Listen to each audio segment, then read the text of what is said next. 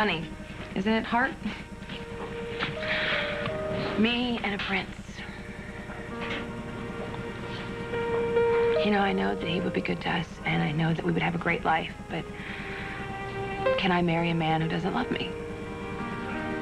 Please tell me what to do. Tell me what to do.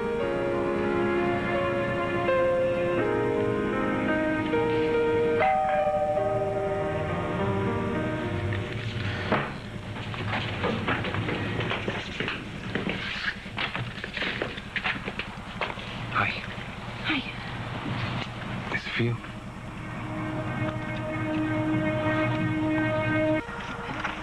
Thank you. They're beautiful. I mean, they are. So where'd you find them? Flower shop. Right.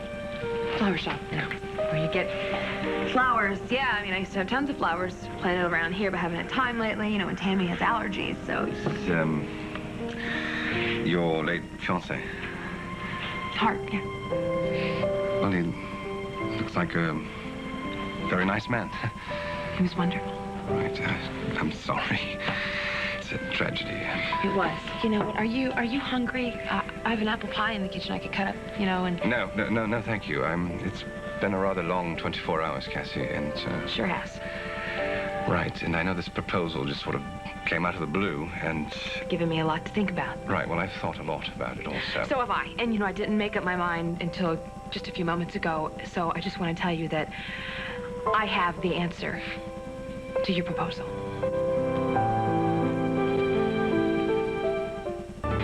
I have given your marriage proposal every consideration I have. Good.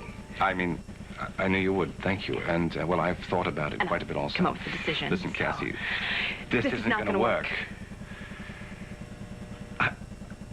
Well, you feel that way also? I can't believe you just said that. I thought you were going to be mad at me. Me? No, I thought you would be mad. I'm the one who made the proposal, after all. Well, it wasn't a proposal. It was more like a business proposition. Right, well, I'm sorry about that. No, it's okay. It doesn't matter. I'm so glad So, just out of curiosity, why don't you want to marry me? Well, the fact of the matter is that, well, you see... Oh. Mommy? Sweetie, come here. What is it? I can't sleep. Why? It's just that I had a bad dream. It was about the switch, and she wouldn't stop tickling me. It was really creepy. Okay, you know what? It was just a bad dream. I know, but would you please take me back upstairs?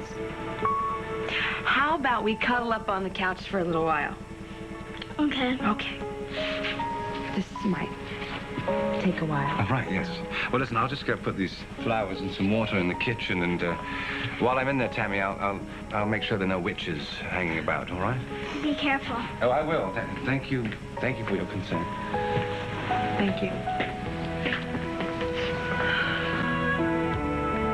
So much for fairy tales coming true.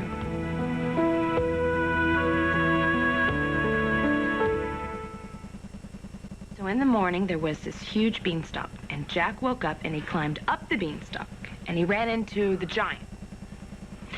No? Was it the giant's wife that he... Did he have a wife? I can't remember. Perhaps I can be of some assistance. I know quite a bit about Jack and his beanstalk. You sure you want to hear this? Sure. It's kind of scary. Well, you see, the giant did have a wife, but she was a nice woman. Anyway, by the time Jack had climbed up that beanstalk, he was quite hungry, and he was very, very hungry, and he just had to have some food, so he asked the nice lady if he could have some breakfast. And she looked at him and she said, "What, you silly little boy? Don't you know that you're going to be being the breakfast if you don't get out here and quick like? Here's me husband, he eats little boys like you for breakfast, and he eats them sunny side up." Well, Jack was more hungry than he was scared, so he just had to have some food, and he asked the kind woman, he said, "Please, Mum, I just got to have some food. Otherwise, I'll die anyway of starvation."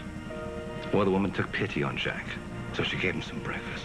And as he was gobbling it up, they both heard this huge sound coming.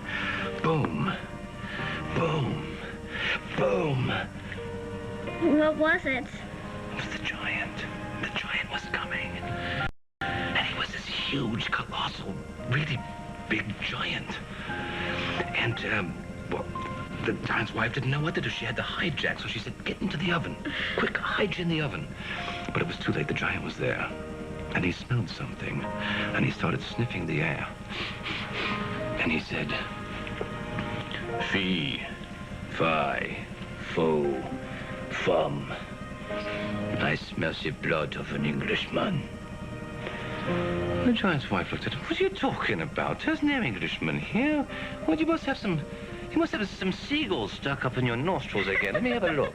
You got some birds flapping around up in your nose, yes. You couldn't possibly know about the little lad that I hid in the oven for... I mean, you couldn't possibly know about an Englishman. And you smell the elephant and cheese omelette I made you for breakfast. Elephant and cheese omelette? This is my favorite, yes. Well, of course it's your favorite, so you just sit down and you eat it. And you behave, you big, bad giant, you. So the giant, he ate up his elephant and cheese omelette, and it was such a large elephant that she put in it that it made him very tired after he ate. So his eyelids, which were about as big as this table here, they started drooping down over his big giant eyes, and the giant became very, very tired, very sleepy, and he started having a big, wonderful, giant dream about the hippopotamus sandwich he was going to have for lunch. And he fell fast asleep.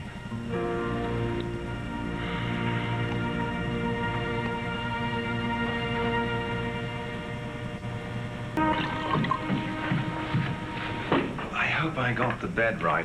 Let's see, bright green extraterrestrials. That's the bed. You earned the award for best storytelling. Oh, thank you. 1988, not a great year, but a good price. So. Cassie, well, now that we've see eye to eye on this marriage thing, I would really appreciate it if you would reconsider my offer to help you out financially. No, I don't want to talk about it because you know what the answer's going to be. I know how much this farm means to you. And I'm thinking about your children also. You know what? It's... We're going to be fine. We're going to be fine. And I'm in such a good mood from listening to your story that I don't want to think about my problems right now, okay? All right. So you like my story? I loved your story. It was wonderful. You know, as I was telling that story, I realized I haven't felt like an ordinary man in such a long time. As a matter of fact, the last time was when I was told that very same story to my own son.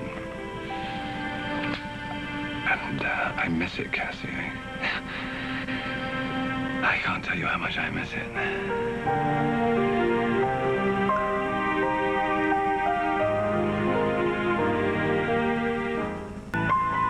We never did finish our conversation. What conversation? Why you withdrew your marriage proposal. Oh, right, yes. You want the truth? Yeah, of course you do, yes.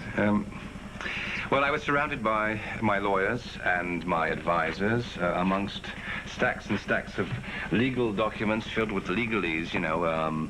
The first party is responsible to do such and such and such and such, that would be you, and the second party is required to do this, that, and the other thing. Well, anyway, I looked at these stacks of legal documents, and there was one for you, and there was one for me, and yours was a lot taller than mine.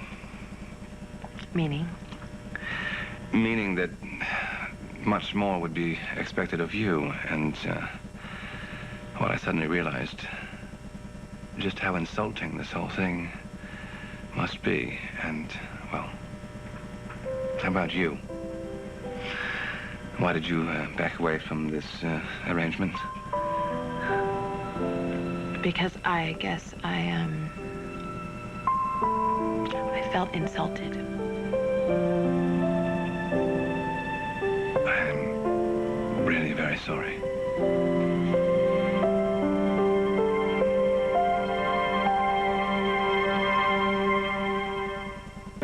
You need a princess and an heir. I need stability in my life, and you have your duties to your country, and I want to keep my farm and my promise to heart. Right. Oh, I could have been more caring in the way I asked. I'm normally much more diplomatic than that. And if you would have been more diplomatic, I probably wouldn't have bitten your head off. Yes, you Do you have a bit of a temper? When provoked. Listen, Cassie, I truly meant well. I know that. And, you know, it's not like we don't get along, because we do. I think so, most of the time, yeah. And that's why they're called storybook romances, because, you know, they're in books. Right, exactly.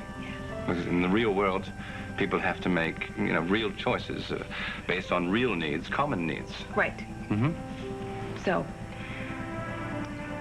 maybe we should,